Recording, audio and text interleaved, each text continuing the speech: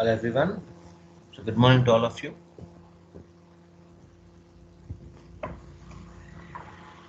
So uh, last class we have discussed on memory protection as well as we have discussed on interface between file systems and IOCS. Is that clear? So file systems and IOCS interface we have seen, and now we are going to see allocation of disk space. Okay. So this topic supposed to be there after file protection, but it has been interchanged in the syllabus copy. After the interface, they have allocated this disk space. Okay.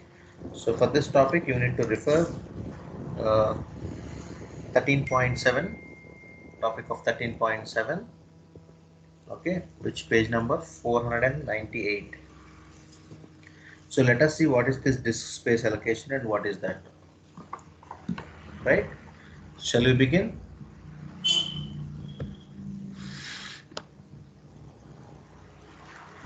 Hello.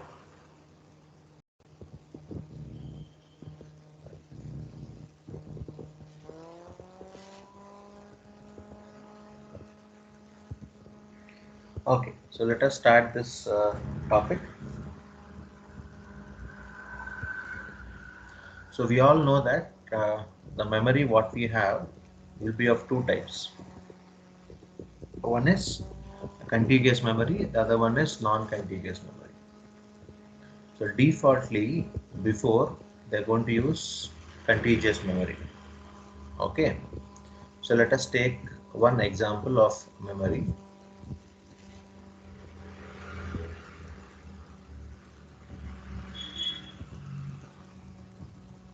So this memory is of two types. One is contiguous memory, the other is non-contiguous memory. Right. So traditionally, when they started using the memory blocks, it can be like RAM or it can be like ROM, whatever it is. So we say when we say something like we'll say memory when we talk about we'll talk about disk. Let us say hard disk we'll talk about, right? Compact disk we'll talk about. So the disk wherever we're using that relates to the memory. Okay, so in the traditional method, we are going to use the memory in form of contiguous form, which means let us say this is the memory block. Okay, and this block will keep on incrementing the addresses. Let us say starting with 0, ending up, let us say with example F. So this is your contiguous memory. So when we are using this contiguous memory, what was the problem we have? We have two types of problems we are occurring here. The first problem is what? Internal fragmentation. Let us say internal I fragmentation, I am writing shortly FRAG, and also external fragmentation. So what is this external internal fragmentation? Some blocks of memory, let us say this block of memory is not used here. Okay, and somewhere here also this block of memory is not used. So this memory blocks are being not used and they are being left out. So this is called as a fragment. This is a fragment. Similarly, this is also a fragment. Okay. So like this, we have multiple fragments left out. So instead of using contiguous memory, we can go for non-contiguous memory. So whenever you are using this contiguous memory, the allocation of the disk space is easy. Correct? It's like 0, 1, 2, 3, 4 up to F. If you keep incrementing like this, so the allocation of this disk space is becoming very easy for us. That's what, right? Very easy. If you want to keep the numbers 0, okay, if you want to keep the numbers 0, 1, 2, 3, and keep giving the numbers up to, let us say, F like that, or else 0, 0 to FF. If you want to give like this, it is becoming easy for us to give. Okay. So there is no problem with allocation of disk space when we are trying to use contiguous memory. And when we start using this non-contiguous memory, right? So what is happening here in this case, this is the memory block. So this memory block from here to here I am using for data memory. So this part I use for code memory, and this part I use for some, let us say, program memory or something, right? So we have different partitions. This partition is different, and this partition is different, and this is different partition. So there are different variants of partitions. Okay, in this process, what is happening? We need to map properly. Let us say when you are talking about data memory, map it to this point.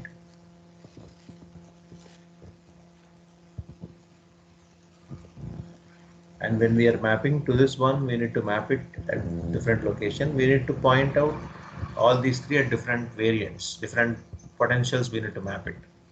So we need to have some sort of technique or some sort of specific understanding. How do we allocate it? Means how we can allocate this. That's the question. Allocation of disk space. So this is a memory. This is a space, right? So this is a space. So this is a space again. So how do we allocate that is what is the topic. So let us go into the topics. Now, first point. First point is what? Disk space allocation is performed by file systems. We have two things, we know that, right? What are two things we know?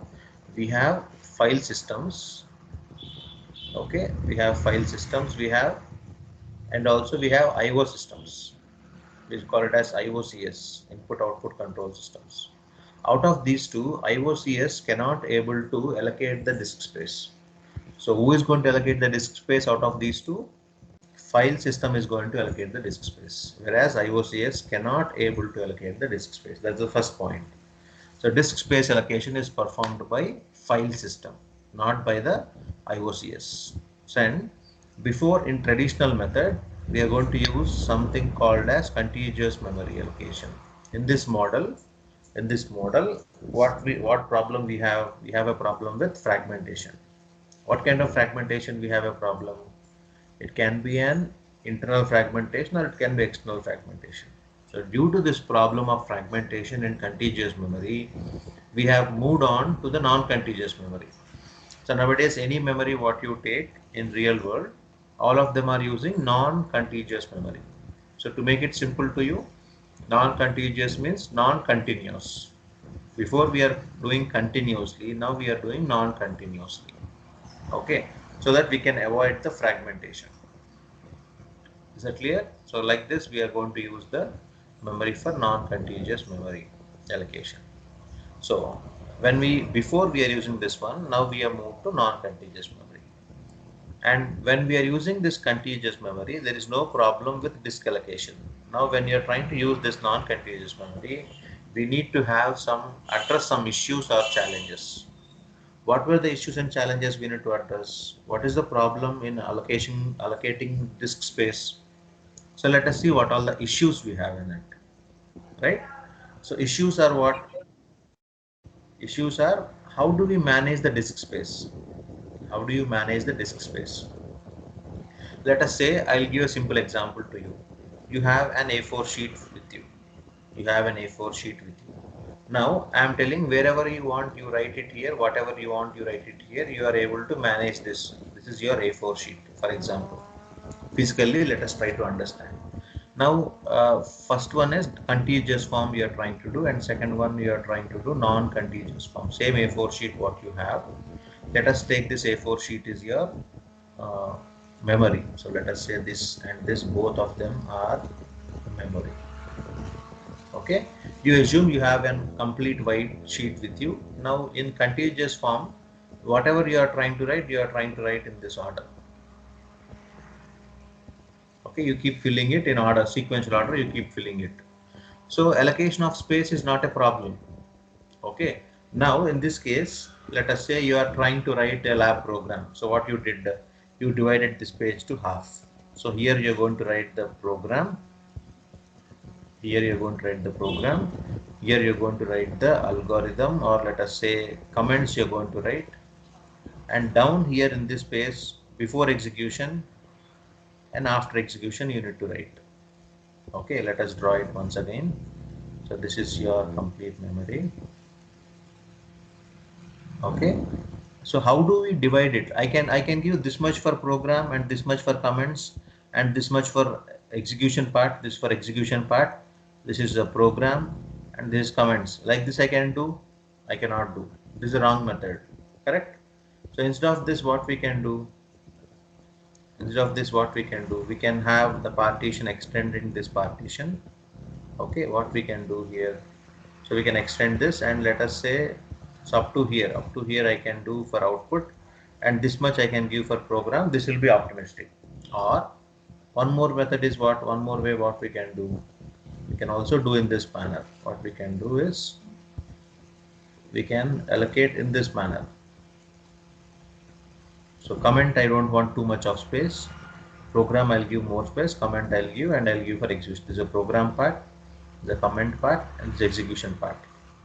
Now who is going to decide this? This is called as allocation of space. So like this, the system, which is operating system, has to allocate the space for which one what space has to be given.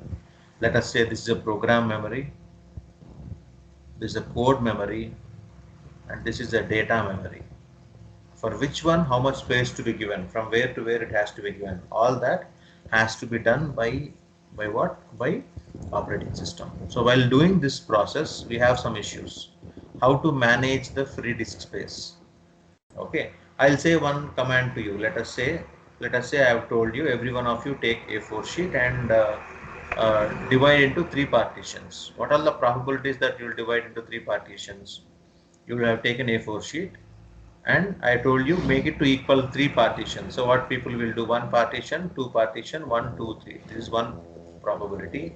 Like this we have different probabilities, right? So some of them will vertically do it 1 and 2 and 3, and still some of them will do 1 horizontal and 2 vertical, 1, 2, 3, and still we may do like this also. So 1, 2, and here 3 and 4, something out of box thinking. So what is the point here to understand here is, when you are trying to allocate the disk space, we have a practical problems, or we have a practical issues. Okay, what were those issues here? Let us see one by one. So managing the free disk space, you need to find out and point out which is free, which is used. Out of the memory blocks what you have, this is the memory block what you have. So you have divided into different partitions. Now this memory, which one is free, and which one is used, or which memory is full, which memory is free. So this is used. Okay, how do you are going to point out, how are you going to find it out, is what? First one, managing the free disk space. So the solution for that issue is, so we can use free list, or we can use disk status map. So by using this disk status map, let us say I made something like disk status map, and I'll tell like first one it is 0, second one is 1. So let us say 0 is like used, for example, and 1 I write it is free. Okay, I write 0, 1, 1, 0, 1, 1. So based on this 0 and 1 performance, so this can able to manage whether it is free or it is occupied. Correct? Yeah, so that's one thing. This what will applicable when you are trying to book a cab, Ola cab you are trying to book. Already a booked cab who has been on ride cannot be booked further. If there are no other cabs, then it can take the algorithm to book it, right? So this is how we can able to understand this free disk space. Next problem is what, or next issue is what? Excessive disk head movement. Head movements means what? Let us say after this I have to move to next line. I'll just change the color. Yeah, from here, if you want to move to next line, from there you have to move to next line. So this what will happen in traditional method. Okay, but sometimes you have to move after this to this. We do not know. Correct? After this you have to move to this line. So who is going to, how we are going to move that? So before, in case of contiguous memory, this is the memory block what you have. The file will be moved continuously up to down like this, right? So this is no problem. Now you have to move where memory is free. Let us say here, here. After this you can move here. Let us say after this block somewhere you have to move to this next point, and after this somewhere you have to move to this upper line here. So this may happen in forms of non-contiguous memory. So we need to make sure that avoiding excessive disk head movement, we should move to the point where it is required. We should not move ahead of it much more earlier. Okay, so that we need to avoid. That can be done by using something called as clusters or by using cylinder groups. So by using this method, we can able to avoid this issue. Then what is the third issue what we have? Accessing file data. How do we access the data? Let us say here there is some data in the memory. Okay, so this file data is stored here. Now I want to access this. I want to access this. How do I access this? I can access by using two methods, by using linked method or indexed method. I can link it or I can index it. So by this I can able to access this memory. Okay, so let us go into the technicalities of this. Now, first thing is what? The disk status map. Whether we need to know the space was occupied or it is free. Correct? Even when you see the graphics, well, let us say you are trying to see D drive in your computer, it will show you a status bar here something. Let us say it is been till completely filled up with blue color. Correct? So this was filled completely like this blue color, and it's understood like this much space was occupied. Okay, and this much is a free space. So that's what we'll understand. Correct? Or if it is memory is completely full, it is showing completely this memory is completely filled up in red color only, and you can understand that this corresponding memory is completely occupied, there is no free space. We'll understand there is some type of graphics for us to understand for a hard disk if you're talking about. Now how do the system will understand whether it is free or occupied? Now this one is occupied, this is full, right? Now let us say this is a memory block. This memory block is made to 4 partitions, for example, for understanding. Now if I fill it like this, it is free. For reference, if it is free, let us say. Okay, now you point out here 0. So 0 means what? 0 is for free. So 0 means it is free. Free means it can be used. It can be used. Whereas it is allocated. Allocated means what? 1. Allocated means what? It is full or it is occupied. Okay, now based on that you can tell me which one to be made 0, which one to be made 1. Here it is 0, here it is 0, these two can be made 1 1. So the memory map is what? 0 1 1 0. If you have 4 blocks of memory, so 0 is indicating it is free and 1 is indicating it is full. So like that we can able to find out whether the memory is free or memory is occupied or allocated. Okay, now what is that is going to do? DSM. What is this DSM? So D stands for disk, S for status, and M for map. So that's what you can see here, disk status map. So this is the disk status map. Okay, what this disk status map will do, has one entry for each disk block. It will have only one entry for each disk block. What is that entry going to do? This entry is going to indicate whether the block is free or allocated. So what is that we're going to do? DSM will have either one option, either we have option with 0 or option with 1. So 0 means it is free and 1 it is allocated. Okay, this is the understanding what we need to understand from this DSM.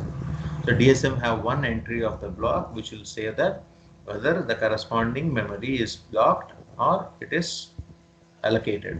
Okay, that corresponding block of memory, it is free or it is allocated to a file. So that we can understand from DSM.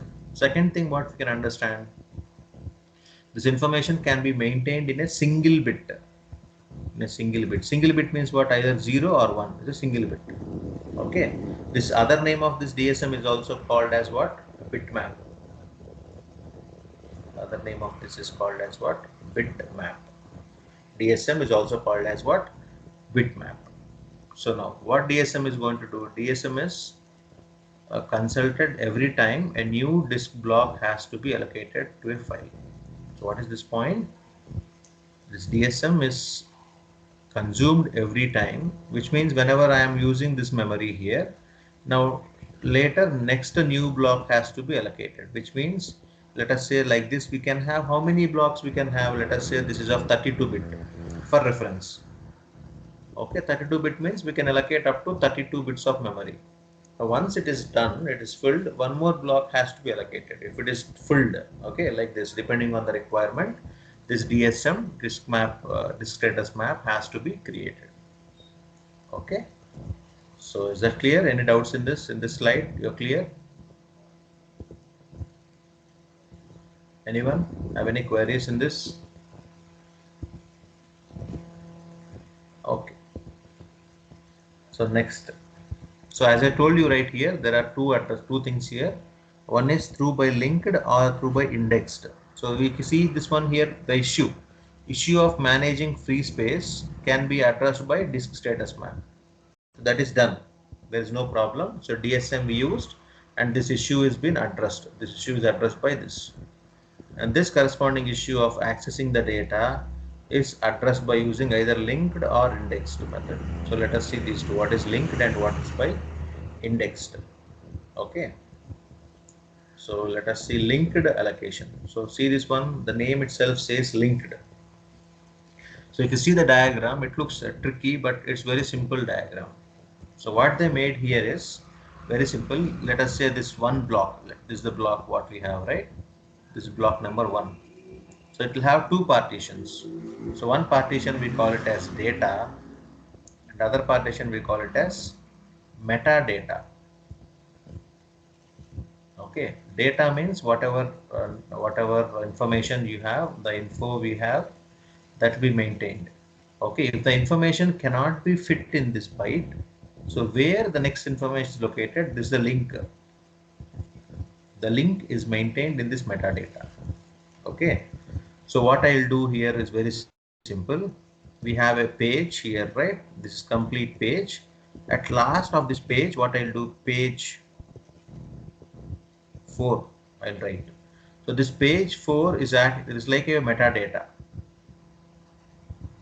Sorry, metadata.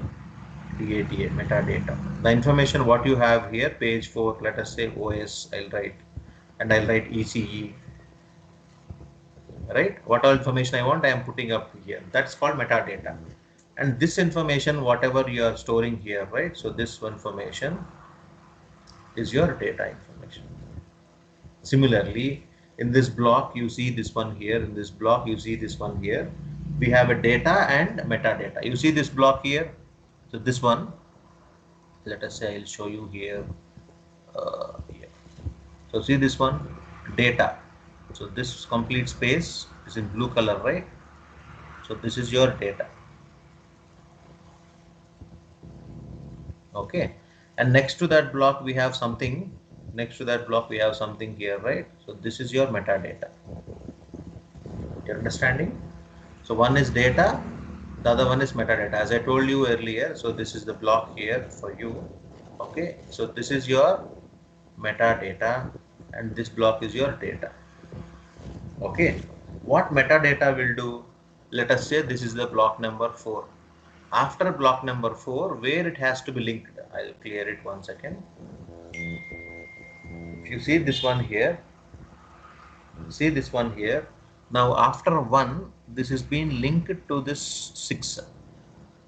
After 6, here it is linked to 8. Okay, which means 1, 6 and 8. So these 3 of them will have the information. Similarly, you check starting with 3. This has been linked for 3, right? See this one? This is linked with 3. Now 3, where it is linked further? Nowhere linking is done. So from here it is. So like that you check it here. I'll erase it this one. Yeah. You check this one. So which means 1 to 1 it is mapped. Which means one of the metadata, this metadata will be linked to the data, other data. And from there on, the metadata will be linked to some other data. In this way, we can have the memory in a continuous fashion. So if you see this one here is not something confusing, it's very simple. Any way you can link it up. So from this, the link is what? 1, 6 and 8. So 1, 6 and 8 are linked. Okay. Now check next one, 2, 2 to 4 and 4 to 7. So 2 is linked with 4, correct? So 2, see this one, 2 is linked with this 4, let us say, for understanding, okay? And 4 is linked with 7, that's all. The information is locked. And next, what else we have? What else we have? Let us say 5, uh, okay. Now check with the other one. 4 is again linked with, see this one, 4 is again linked to 5. 4 and 5 are linked. So like this, which information, whatever, let us say alpha is having some info, that info is linked to other one. Beta is having some info, that info is linked to other one. So like this, we can have the allocation in a linked fashion. Each disk block has a data. We know that, right? Each of them will have a data. Okay. So after that, each of the data will be addressed to the next disk block. From one block to other block, it is being linked. Okay. And what is the advantage of this one? It is very simple to implement, very easy to do it. Okay. And we have allocation and deallocation overhead is minimum, very less allocation and deallocation overhead, and it's going to support sequential manner. Okay. And the file with non-sequential organization cannot access effectively if there is no sequential order. Let us say one of the linking is broken here, one of the linkage is not happened properly, so the file access or sequencing will not be done. So that is the problem with this. If you are linking everything fine, this also will work properly. If somewhere the linking is not done properly, this will have a problem. Okay. So that's why the linking is proper or not, we do not know. So that's why we cannot have the reliability. The reliability is poor because if the metadata is corrupted, okay, which means the metadata has removed. So here I am telling metadata is available, right? So this metadata is corrupted. Then where it has to get linked, that connection will get damaged. That's the problem with this linked allocation. Is this clear? Linked allocation. Any doubts in this linked allocation? Any one of you?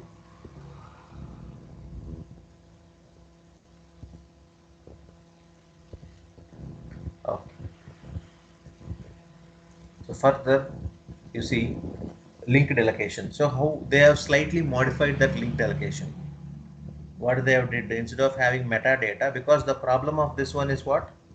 The problem of this one is reliability is poor because of metadata is corrupted. If the metadata is corrupted, we cannot rely that communication. So what they made? So they made here only the location information where it is located. They have kept the starting point.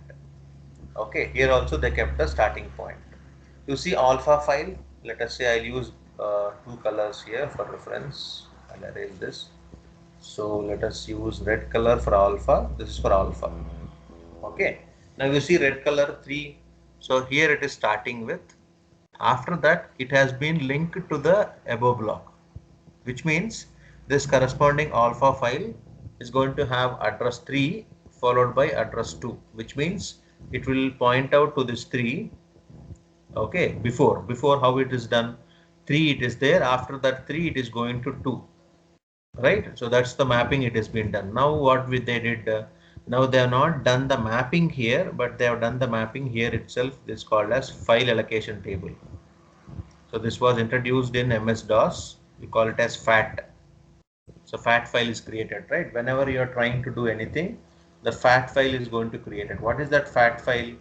The FAT file is nothing but your file allocation table, which file to be allocated to whom, that information was available in that FAT file. Okay, now let us look at this beta file. So beta file is 4. So it is pointing towards this point 4. After this, from here 5, it is pointing towards 7. Okay, from 7 it is pointing to again 7th memory. So what are the memories involved? 4, 5 and 7. So this beta is going to use the memory address 4, 5 and 7. So this is how it is being used. So before they are trying to use metadata for every block. Before you see this one, let us say this block. So this block will have metadata and data. This is the data value. and this is a metadata. So that's what they are trying to use. Now this concept of metadata is eliminated. Okay, this is not used. Now instead of that, what they are trying to do, they are trying to use only the single block of data. Metadata was not available. Instead of that, they introduced a new concept called FAT, file allocation table they introduced. With this, they have overcome the problem of what? They have overcome the problem of metadata. So the reliability can be improved.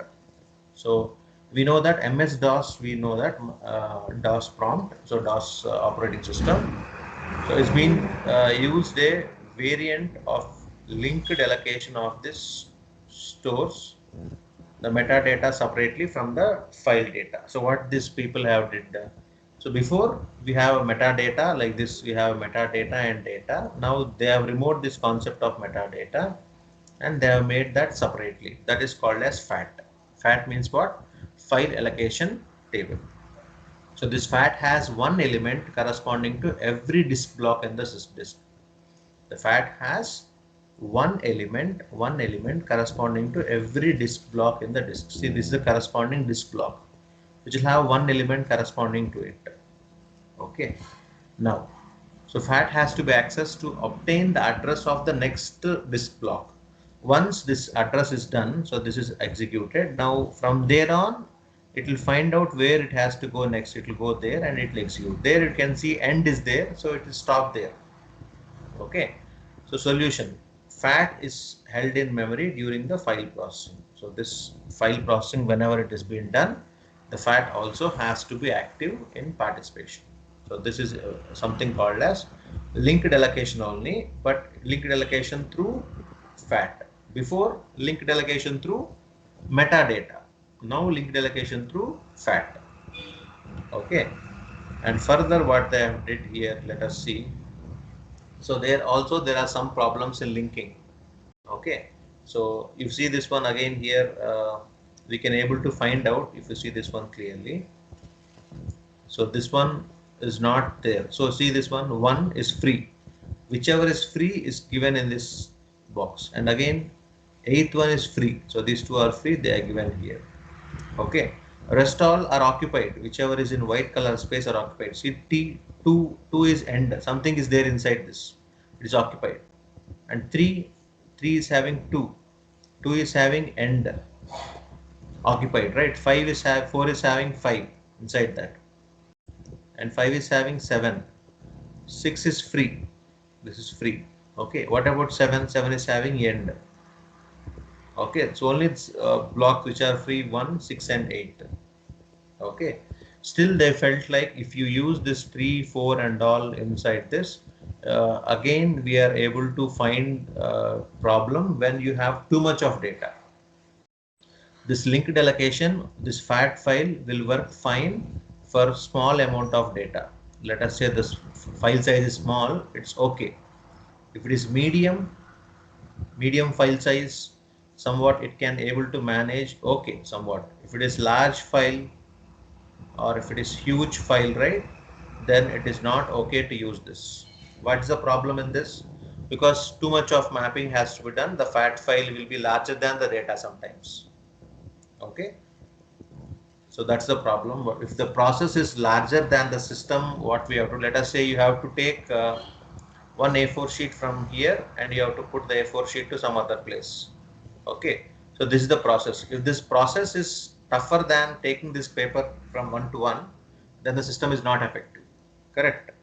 The process should be very simple and it should be very reliable. So this problem was there in this corresponding FAT file. So what they have did, they got a solution. Let us not have the FAT file. Let us have something called indexed allocation. Let us have something called as indexed allocation. So what they have did indexed allocation. So instead of FAT file, they made FMT. Before FAT was there, right? What is FAT?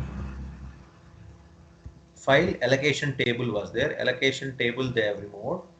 And what they made instead of file allocation table, they made file map table, FMT. File map table they made, FMT. What this file map table is going to do? FMT. So this is going to index. So see this one, let us say alpha will have one file called as FMT alpha. and beta will have other file called FMT beta. So this is file map table. So alpha information was there here.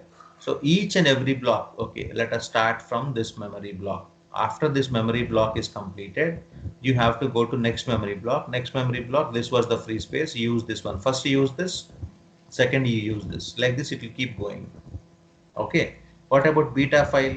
So beta file, what they have made, beta file, let us say the first block is being used by this space for beta. Okay, and next memory block is being used by this space for beta, because the memory allocation is not continuous, it is non-contiguous memory. So whichever block is free, we keep on allocating. So that is being maintained in this FMT file. So that's what we have seen in IOCS concept also, interfacing between IOCS and file system. We use the name called FMT, which is your file map table. By using this file map table, what we can do is it will able to maintain the node or the address of the disk blocks allocated to a file. Okay, so this what is going to be done. Note the address of disk block allocated to a file. This keeps maintaining. It is very simple also. This FMT can be an array of disk block addresses. Again, here the problem is what? If there are too many blocks to be linked, it will become difficult for us. The linking process here, they are told, right? That will become difficult. So to simplify much more, because the linking is taking too much time here, the time consumption for indexing is increasing. To make it simple in the indexing process, they made much more easier process. Sorry. Yeah. So they made much more easier. Before we have seen this one, right? Before we have seen this one. Now what they made, to make it much more simple, they got an idea. Why can't we mix up the classical and the modern approach? Okay, the hybrid model, they bought it. So first what they bought is, okay, let us do this indexing only, not in single level, in two level. So what they got an idea, to do it in multi-level or two level. So this is one corresponding indexing. Again, in that they have some block of data available. Whichever you feel like there is too much of data, they have made one more level of partition. So to do that easily, that will help. So two level they have made. This is one way of approach to do it. The other way of approach is what? Hybrid. Hybrid means what? Combining the traditional one, classical one, and the modern one. So this is the classical one approach, and this is the modern approach. Combining both of them, you got a model called hybrid model.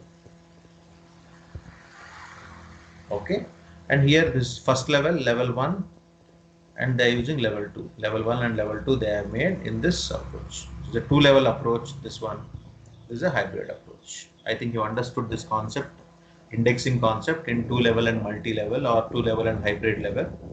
Is that clear? So this was the interesting concept. That's the end of this file system allocation. Any doubts in this so far? Any one of you? Okay, let us quickly recap in 5 minutes what we have discussed till now.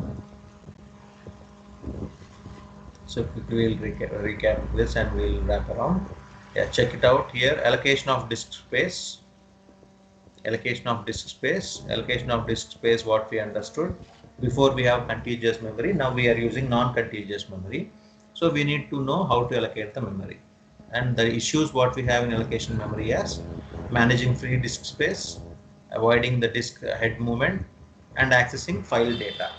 So this can be done by using linked method or indexed method, and this one can be done by using disk status map. That is the first part. Now, how to know whether disk is free or disk is allocated? We can able to know easily whether disk is free or allocated by using disk status map.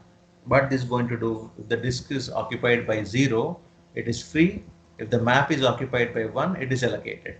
So allocated memory we should not touch. Free memory we can replace with some other data. If the disk is free, we can fill with some other data. So that is called as disk status map. So that we have understood. 0 means free and 1 means allocated.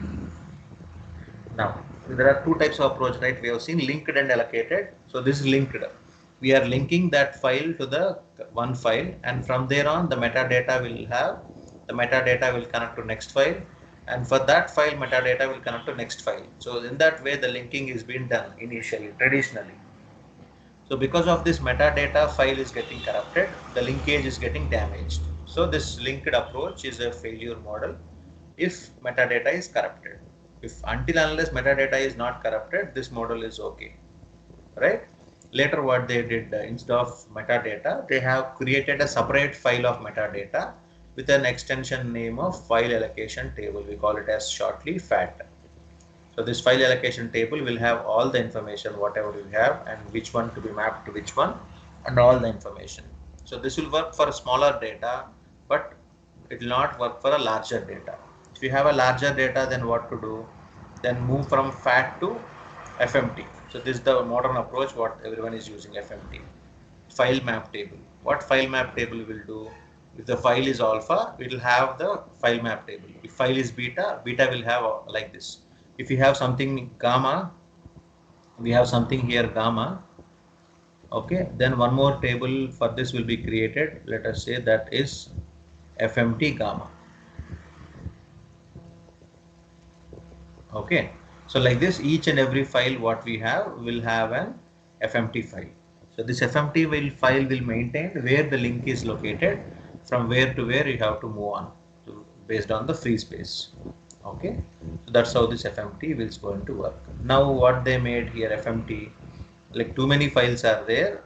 In this case, if you have to maintain the confidentiality, or if you want to maintain the speed of that, so if you want to do it quickly, then we can go for two-level model. So if you go for two-level model, it will be compact, and the accessing the bus to the data will be slower.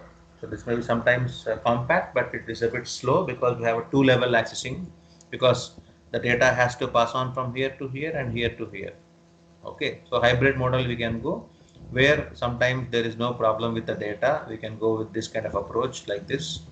And if you want to do it faster, you can go with this approach. So both are combined in this. This is called as your hybrid model. So that's what the discussion about your disk space allocation.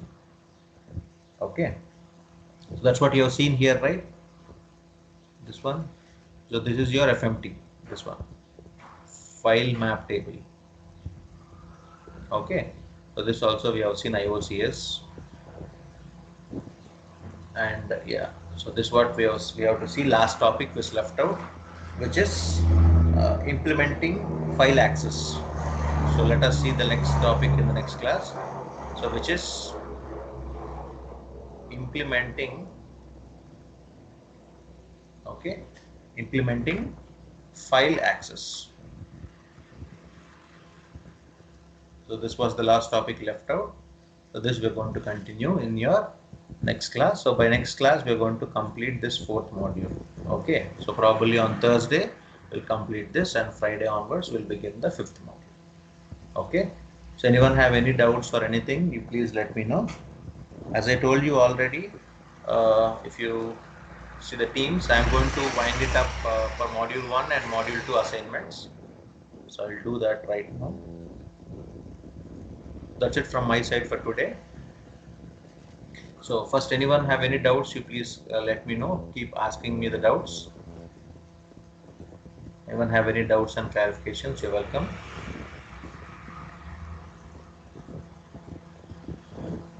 If you do not have any doubts, thank you then.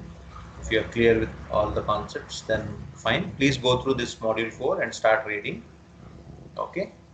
Yeah, so that's all. So today we have seen the concept of allocation of disk space. Let us see in the next class with the implementing the file access. Okay.